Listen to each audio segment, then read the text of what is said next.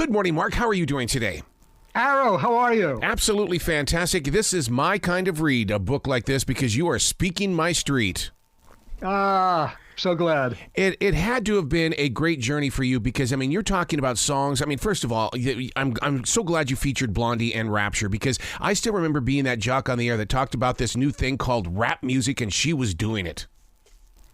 Yeah, she really was. I mean, very early on. I mean, it's just right after Rapper's Delight. So it's almost, and in fact, it's the first rap hit since Rapper's Delight wasn't as big a national hit as Rapture. How did you get into doing this? I mean, you're a Wall Street guy. I mean, is it just a passion for music that you've got? I mean, what drew you to this? I'm an arts guy, and I also have a master's in history. So the notion of looking back in time carefully and authoritatively to get a great story out of artists is what I do. And to do this, it's a dream that was never fulfilled as a teenager. So did you want to be a jock? No. Simply wanted to do the interviews. Simply wanted to do the interviews and give the reader a great read. I mean, the book, as you know, it's like a jukebox. You can go in at any song. Yes. You don't have to start at the beginning. You don't have to start at the end. You don't have to start in the middle. Jump in any place, read one chapter, go to chapter one. It lets you go anywhere you want. Mark, that's exactly what I did. I mean, when I sat there and I saw Barracuda on the list, I'm thinking, oh my God, he's going to talk about a song that I've played a million times. Exactly. You know, Barracuda is another one of those songs. I mean, two women fronting a hard rock band in the mid 1970s to late 1970s, and the song Barracuda isn't about a fish. It's about a lecherous record executive who harassed Ann Wilson backstage, and Ann went up to her room furious and wrote a poem, and that poem became the lyrics.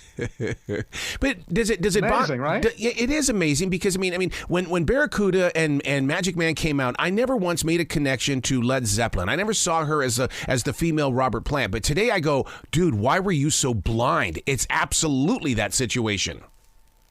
I know, it was a different mindset in the 70s. We saw them as sisters, the whole culture was different. But today we view women very differently. We view them equally. We view them as, okay, does she have talent? Doesn't she have talent? And is it the same kind of talent I'm used to listening to? That we had all these different ways of looking at things back then, especially that executive who harassed Ann. You're absolutely right about that when it comes to women, because I was madly in love with The Runaways, which featured Joan Jett. And when people said you need to find this new band Van Halen, I said, no, I'm all about The Runaways. This is my rock band. Yeah, I mean, Joan Jett was a fabulous interview. I did that live on Long Island with her, and it was really, really something because Bad Reputation turns out to be something she was pissed about. In other words, it's not a pride song for her. She was ticked off that she had a bad reputation and wasn't being treated seriously like the guy rockers were. And that's what that song is about. It's about, hey, I've got a bad reputation. So what? I'm just like everybody else you represent. Who's a man? We're both blessed with the opportunity to create conversations with people who, as David Crosby would say, I'm lucky enough that I got to do this. And then but what happens is that we're preserving history. What are you going to do with your history in the years after you? That's my biggest struggle right now. Who gets all of this, Mark? Who gets it? For now, it's in books. Yeah. The reader gets it. The consumer gets it. Down the road, it's hard to say. I mean, it depends upon how far this goes and how wide it goes. But for me, what's great about talking to these artists is once they hear my mission, which is I'm not interested in the trash. I don't care about the rehab. Not interested in the six wives. I'm interested in your art, in your creative side. Talk to me about your creation. As soon as they hear that, they no longer have to put on airs. They no longer have to do their strutting thing. They're basically talking about creating. Yep. And when they talk about creating, the most amazing thing happens. You get all of these rich detail, and then you realize once you do that these people are really exceptional. They are really at the top, and they really belong there. Well, I've always believed that creativity is an addiction, and I want to sit down and I want to listen to them. I want to hear how they go through the process, because it still kills me with Chris Cornell. I still ache the ache, and I want to know why. What went wrong? Why wasn't I there listening?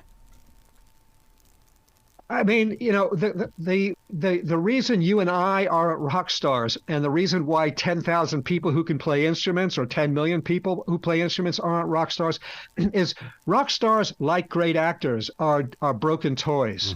They're damaged in some way, and that's who they are.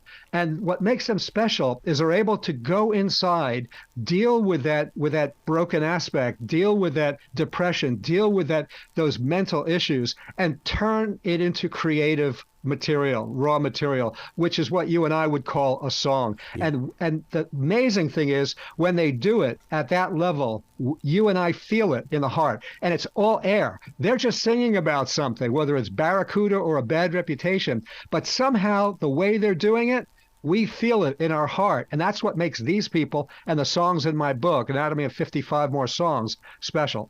Can you imagine being a fly on the wall when T-Rex brought out Bang a Gong? That song to me is still fresh every time I hear it. I don't get sick of it. Marc Bolan never has been given enough credit for pioneering the whole glitter glam thing.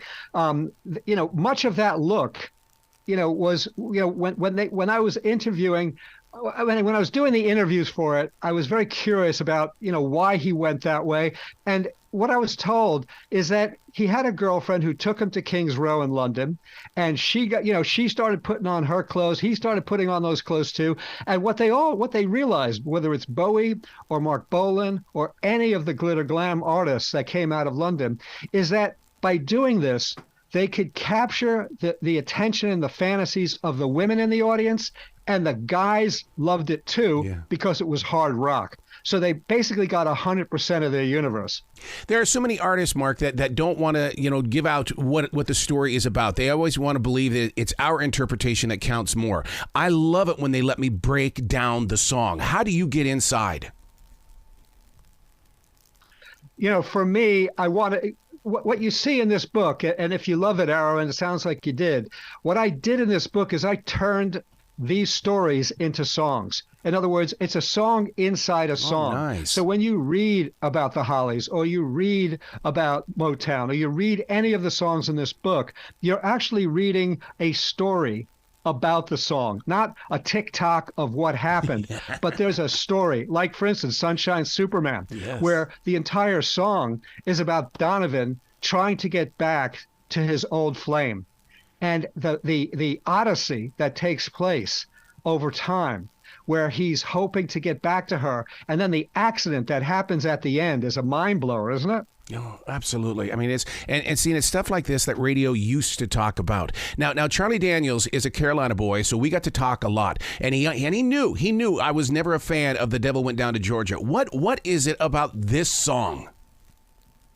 It's the only way that you can understand this song is if you have a ice cold long neck beer in your hand and you're in a bar, because it's a stomping song, right? Yeah. I mean, it's an energy level thing, and that's what fiddling is anyway. I mean, fiddling, if you go back into the 1700s and the 1800s, there was no television, there were no electric diversions.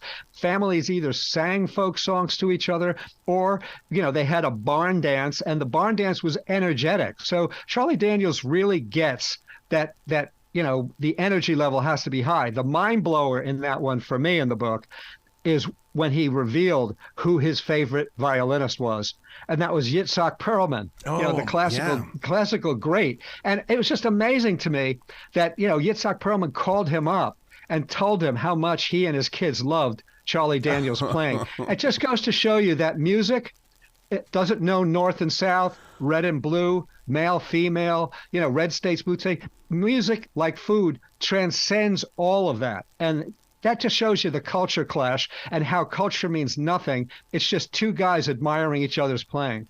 This book is so important because every generation is calling all music their music. And when people read the stories inside the Anatomy of 55 More Songs, I mean, this is brilliant. You've got to come back to this show anytime in the future, Mark. The door is always going to be open for you. Arrow, you just call. I'll be there, as the song goes. Well, you be brilliant today, okay? Thank you so much. You too.